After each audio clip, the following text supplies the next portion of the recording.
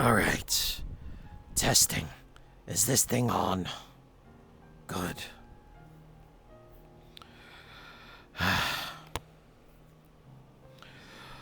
I am Dr. Jasper Phillips.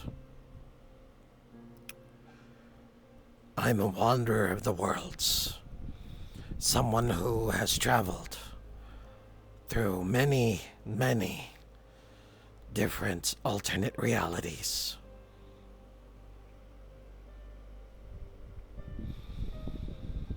I haven't bothered numbering them or naming them. But this log is my story. One that I can tell with a clear mind due to where I am.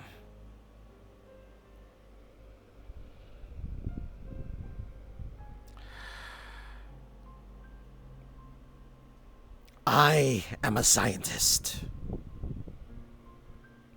I studied at Chimera University in my realm.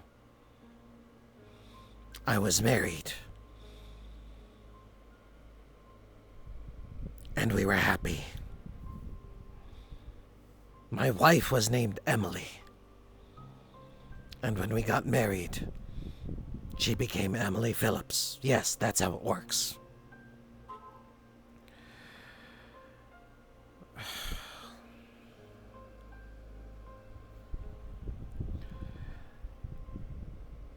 The unfortunate part is what happened after.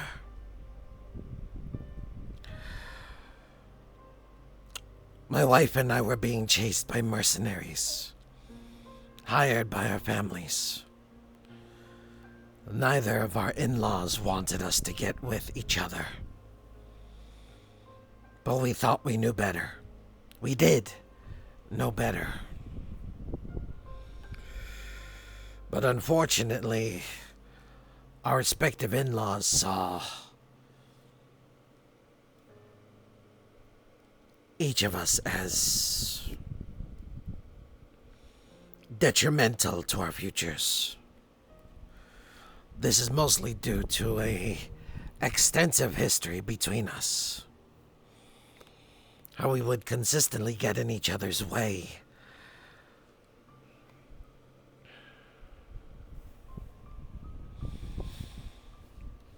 Sometimes it was harmless.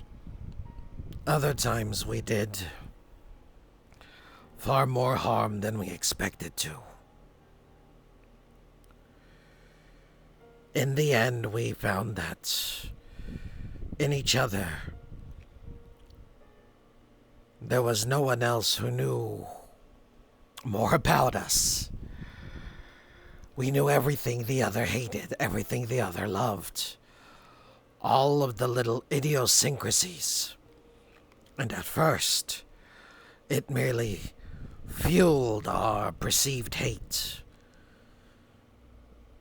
But events happened that we eventually couldn't imagine being apart from each other.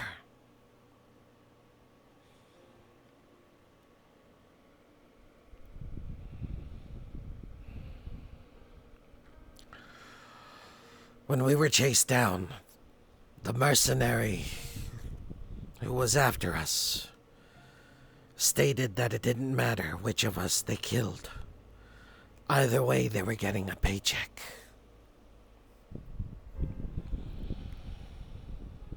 My wife took a bullet that was meant for me, and she died in my arms. All I remember after was pain, anger, sorrow, and a white-hot rage that blinded me. When I came to, I was elsewhere. I did not recognize the city or the place, but I ran into Emily. Only she was different. She didn't recognize me. And yet, there was another version of me there, who she immediately turned to face, and the kind features that I saw turned into a rictus of rage. And I could not understand it.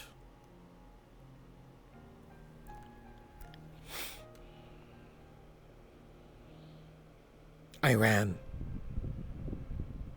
And eventually this ability that I had to jump triggered again, sending me to another world, where I saw another Emily and another Jasper.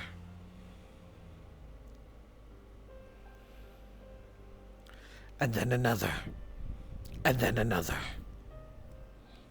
And it confused me. All of them, Jasper and Emily, were fighting, were at each other's throats. A lot of it was comedic high school bullshit, and the rest of it was far deadlier. And I could not understand. Eventually, I created a means of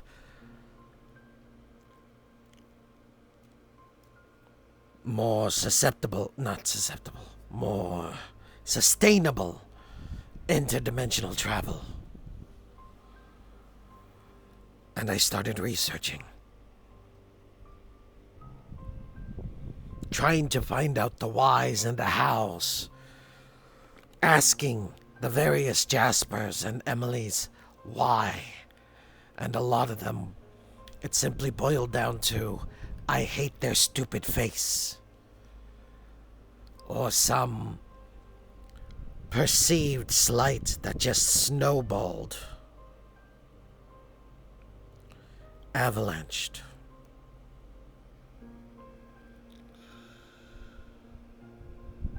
Eventually, I couldn't stand it. I wanted to find out if there was a means for a Jasper and an Emily to simply get along. I had found a realm where both were young children, unassociated with each other, strangers. The Jasper had lost their parents, and I had found the Emily and their parents were kind. So I asked them to take care of the Jasper as one of their own. I explained my plight, explained what I was doing. They agreed that my research was something needed, that this blood feud throughout the realms was nonsensical. So I left Jasper with them, and I went to find more. Then, during my travels, I felt something in my heart break, and I feared the worst. So I returned, and I found that the Jasper was sacrificed in a ritual. Not by the parents, who understood what I was doing, but by their parents, who had apparently consistently sacrificed siblings of the main heir to become magical artifacts to protect the main heir and be their main magical focus. I had never heard of such a thing, but apparently both of Emily's parents had suffered similar fates with their own siblings and never knew it. Something else broke within me. I blamed the parents. They had promised me to keep him safe. And so I killed them. Turned them into artifacts with the selfsame ritual. Killed the grandparents in the same way.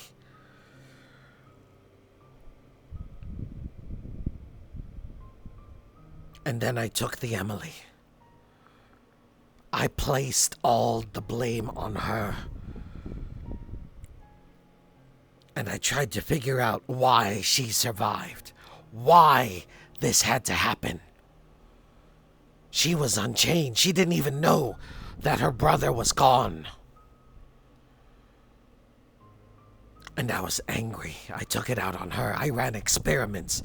I did unspeakable things. I tortured that poor girl. And she never understood why. Eventually, she escaped. And I would chase her. But through her, I learned that all of this was soul deep. That something had to have happened at the very core of the Emilys and Jaspers in order to cause all of this. And so, I looked. I searched. And eventually,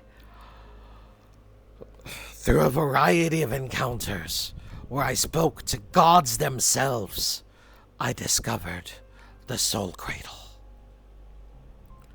And I learned that it was a place where new souls were forged in the multiverse. And it was there, it had to be there, that new Jaspers and Emilys were created and programmed. Eventually, I found Sapphire again. Emily, who was under the new name Sapphire, found a new family and was happy. And I was angry. Why should she be happy when the Jasper was sacrificed?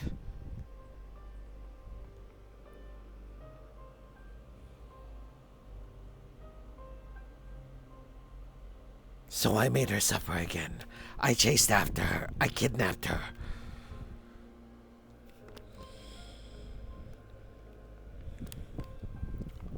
But also I used her as a means to further my research into the Soul Cradle. I looked deep into her soul and found the key.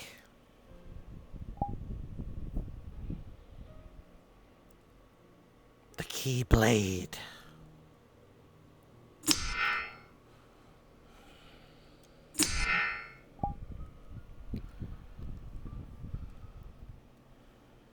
And with it, I learned the difference between the soul and the heart, the frequencies that they ran under, their similarities, and their differences. And I used that to find the Soul Cradle.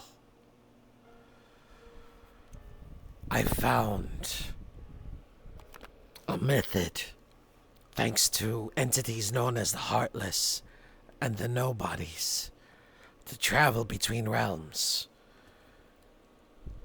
And I found a back way in.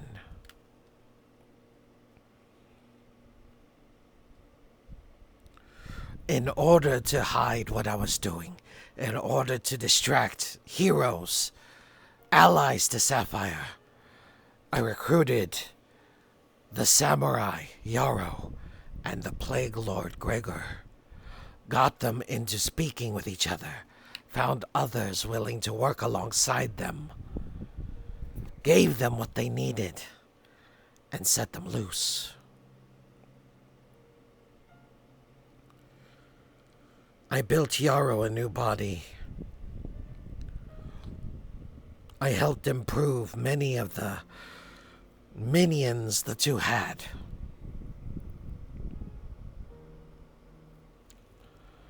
And most importantly, I was free to do what I needed.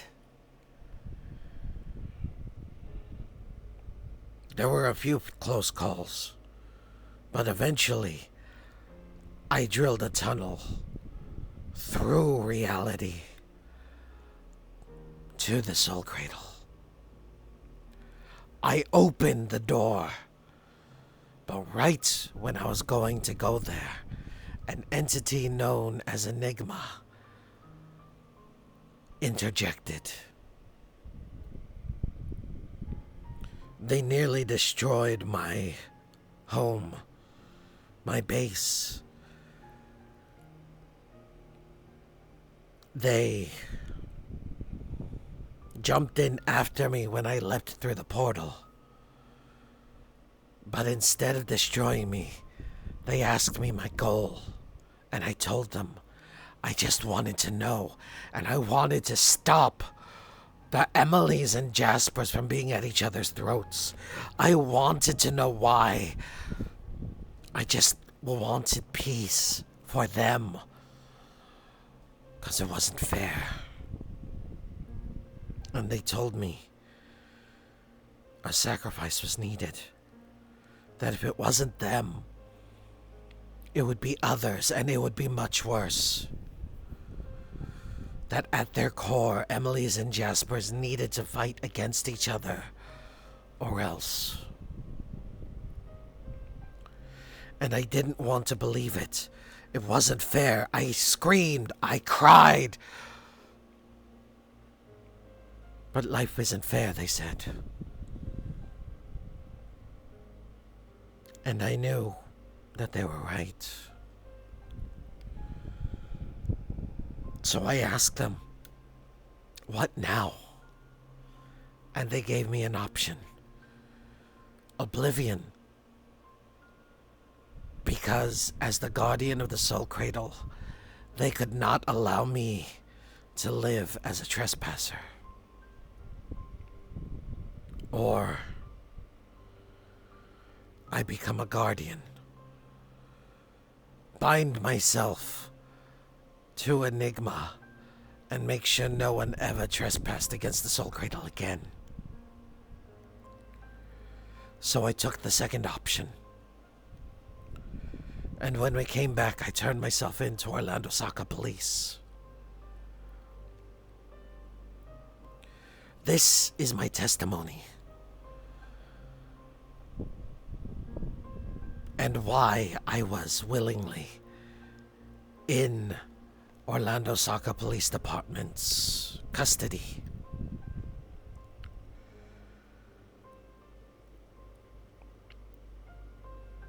But what I have to say next is important. Because somehow, some way, an entity known as Athena learned about me. She comes from a world called Atheris and seeks to be able to create new souls.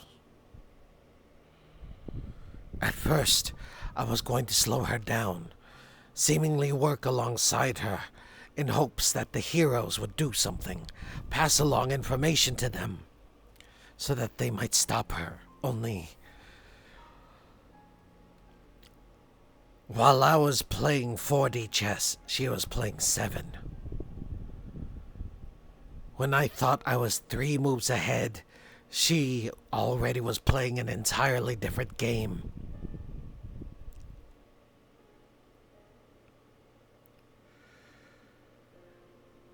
She allowed me to attempt to play her for a fool because it still worked out. I was still working towards a goal for her. I was hoping that if the heroes could not do anything, that I might make a last stand alongside Enigma to prevent her from entering the Soul Cradle. But she has done something. Performed an act called tempering upon me. Colored my soul in her colors, but not completely. I am still me, but I cannot act against her any longer.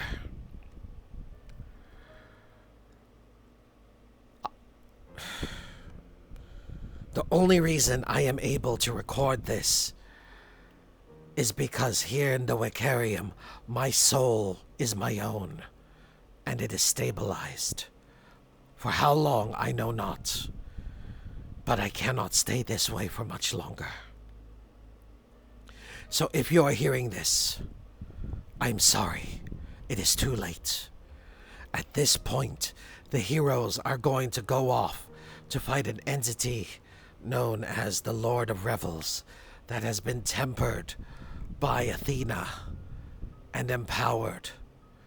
There will be multiple of them, but whoever sees this, it will be too late. And we will already have made it to the Soul Cradle. I can attempt to slow her down as much as possible,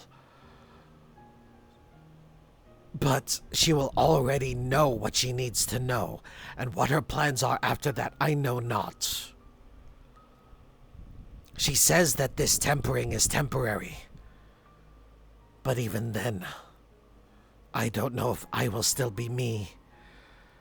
Enigma will do what they can, but Enigma is but a fraction.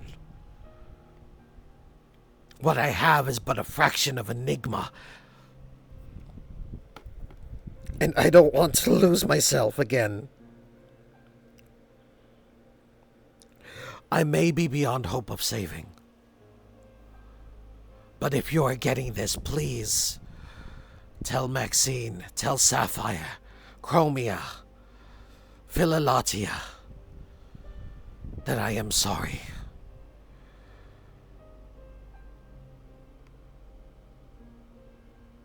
And if you are hearing this, Yarrow, I should have done better by you, given you a chance. And if you are beyond saving, I should have been the one to end you myself. Because that is what a father should do when their child goes off the rails. And while originally it was a joke, it is still my responsibility. I am Dr. Jasper Phillips, guardian of the Soul Cradle, graduate of Chimera University. And the only other people I feel like I need to apologize to are Dr. Axel Price and Dr. Quinn Castor. And my dear wife, Emily. Forgive me for what I have become. Remember me for what I was. And feel free to make fun of me if I turn out for the better after all of this. Goodbye.